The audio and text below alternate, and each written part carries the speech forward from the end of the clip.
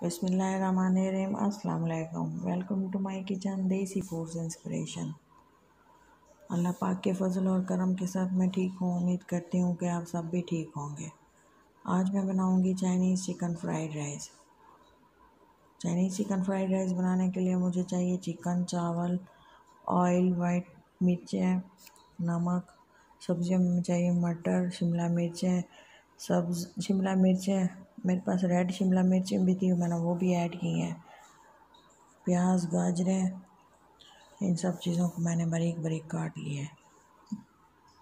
इसके अलावा चाहिए अंडे, चिली सॉस, सोया सॉस, सिरका। चिकन को मैंने 10 मिनट के लिए अच्छे से उबाल लिया था। चावलों को भी मैंने उबाला है। इसके अलावा मटर भी मैंने बॉईल कर लिए थे। एक कढ़ाई में मैंने 3 चम्मच ऑयल लिया है। ऑयल गर्म होने पे मैंने इसमें डाले हैं मटरों को मैंने अच्छी तरह से भून लिया है ताकि इसका जो पानी है खुश्क हो जाए। और इसके अलावा मैंने इसमें तमाम कटी हुई सब्ज़ियाँ डाली हैं। सब्ज़ियाँ डालने के बाद मैंने इसको अच्छे से पकाया है और इसमें चिकन ऐड किया है। तमाम मसाले डाले हैं, मिर्चें डाली हैं, सिरका, चिली सॉस, सोया सॉस एक चम्मच मैंने इस्तेमाल किया। अगर आप चाहें तो ज़्यादा भी डाल सकते हैं, ये आपके टेस्ट के मुताबिक है। मैंने इतना ही डाला है और वाकई में बहुत ही मज़े के बने हैं। इसके अलावा मैंने इसमें उबले हुए राइस डाले हैं। राइस को मैंने उबाल लिया था और इतना उबाला था कि इसका थोड़े से कच्चे थे, ये इतने फुल पके हुए नहीं थे।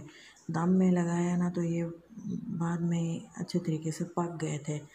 इसमें मैंने डाले हैं राइस उबले हुए और एंड में मैंने इसको अच्छे तरीके से पकाने के बाद एंड में मैंने इसमें अंडे ऐड किए हैं और फिर थोड़ा सा इसको पकाया है। पकाने के बाद मैंने इसको 5-7 मिनट के लिए हल्की आंच पे मैंने इसको दम लगा दिया था।